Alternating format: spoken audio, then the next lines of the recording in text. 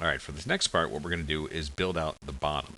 Now, the reason I created all these segments here, and make sure we get all of them, and none on the X, is because all we need to do is just be pushing this out kind of like we did here. So there's no need to create a up and down y-axis cross-section across the x-axis, because we just need them this way, which is great. It's just going to allow us to just pull these out a little bit better like we did here. So we're going to go to multiply, go to more, and select multi-shift, and again in numeric make sure group polygons is on, and then we are just going to click and drag, and we're just going to try and get this, bring your view up here a little bit, and I'll show you that you want to keep this edge pretty even. So first thing we got to do is we don't want to shift it out. We just want to inset it so that that trim is equal on the top and bottom. Okay. From there, we want to just kind of do this again. So you're going to right click once, and then you could create your own little bit of a bevel rather than worrying about doing an edge bevel later. So we're just going to kind of bevel it like that, and then right click again, and then shift it out. And that helps create that little extra bevel. And we don't have to deal with an edge bevel. Okay. So now this area, we're just going to pull out like this, and it can slope down a little bit and come in a little. It doesn't have to be perfectly straight, just comes in just a little bit. Okay. And what I'm going to do is build this out for the bottom. We're going to go out as long as I want the bottom to go, with a slight inset. So you can see from there, it's just very slight. Okay. And that's what's going to stick out the front. But before I finish this, whoops, went too far there. Before I finish this, what I want to do is just create another slight bevel on it. So I'm going to right click once and then just kind of shift that in. You can again move in close to the corner to see it. You know, nothing earth shattering here, just kind of create a nice little design here. Spacebar turns off tool, question mark to deselect, and you've got a nice bevel there. Shift S will save it as a new version, incremental version. Okay, so there's the front. Now, I need a little window here where everything's going to go. And what's nice about doing this with the segments we did and having this wireframe is that we can create our nice little shape here. And we'll go to point mode. And we're going to right lasso around this 1, 2, 3, 4, 5, 6, and 7. Those 7 points right there. And we're just going to press the Y key for rotate. Again, our action center set to mouse, and at the bottom point, click and just rotate that back. And then you can press the H for scale and just scale it up just a little bit.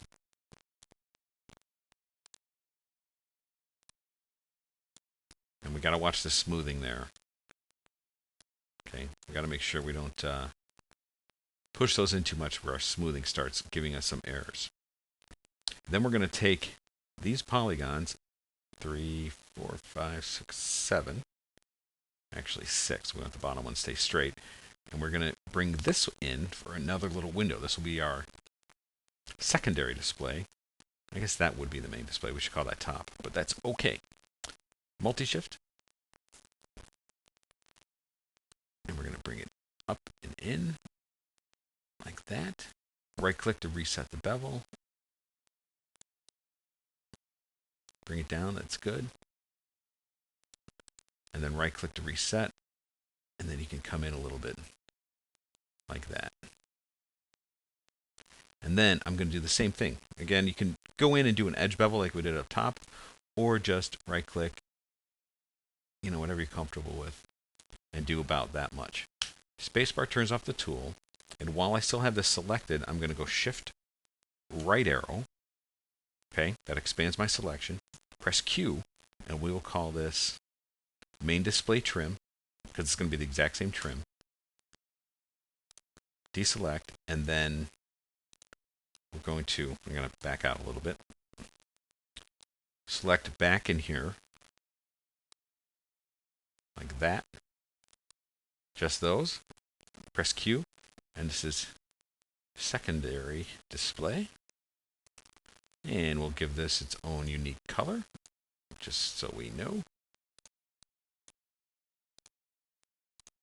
And there we go. S will save. And so now we've got our secondary display in there. And that is where our reels are going to be. Okay. So we're going to get back here in a minute, and I'll show you how we can create that window, because we're actually going to put reels right inside there. And if you back out, you can see here's going to be our big display with our menus. We're going to do a 2 split right up here. Right down here, we're going to make 2 little boxes, and we're going to create just a nice graphic up top. But the reason I didn't do anything more up there is because we're going to do it completely as an image map. And we're going to make it transparent, and we're going to put a light behind there so it shines out. There's going to be nice reflective metal up here that'll reflect those graphics, which will be really cool. But these guys here, there will actually be little windows we're going to cut in a minute that are going to be our display. And then underneath it, we're actually going to apply some graphics. All right, so we're going to do a lot of work on here.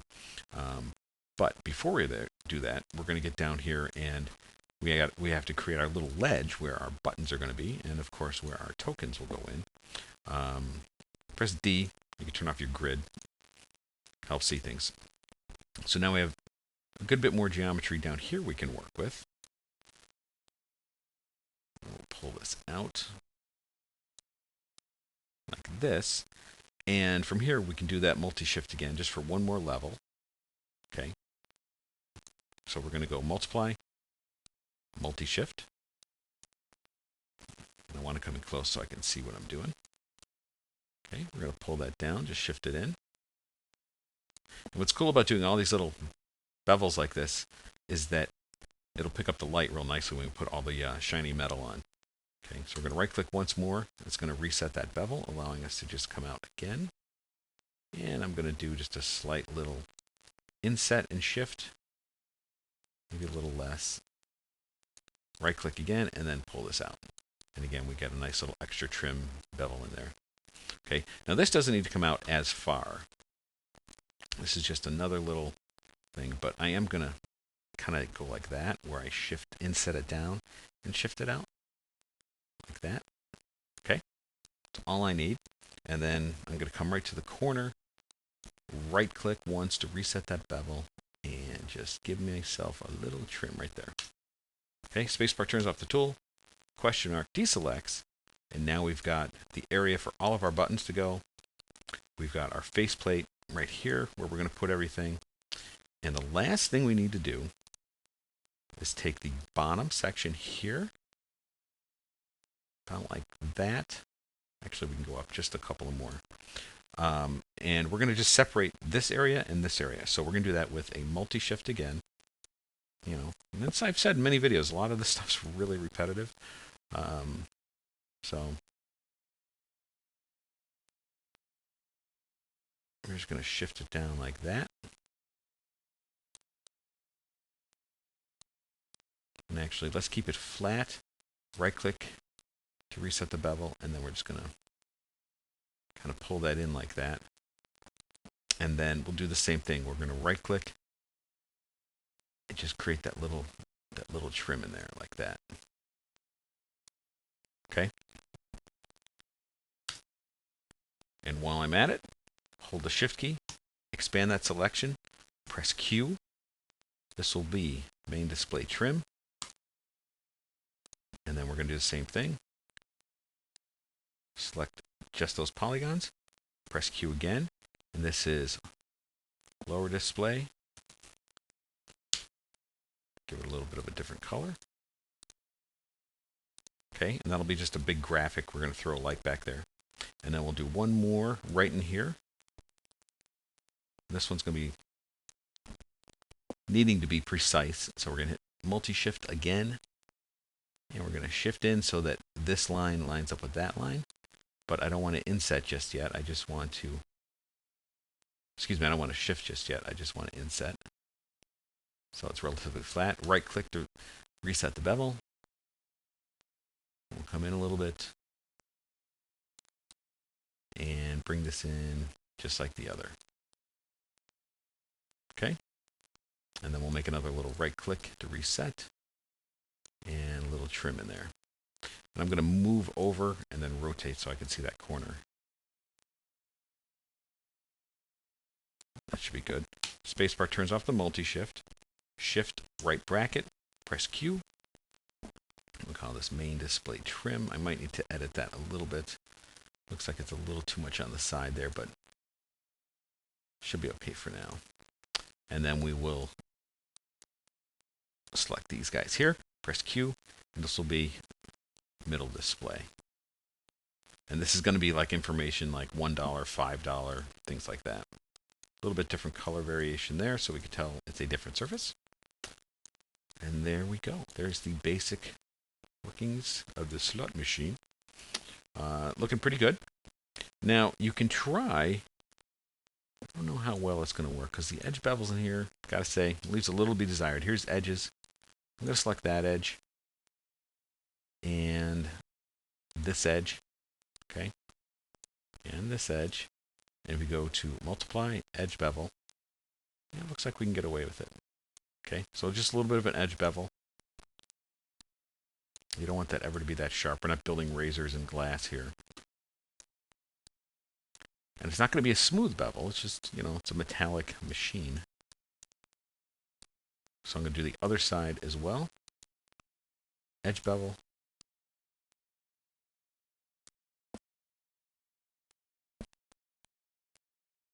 Let me try it one more time.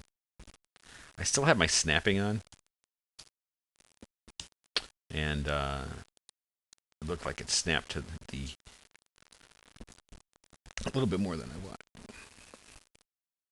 Edge bevel again, and question mark, deselect, S to save, and there we go.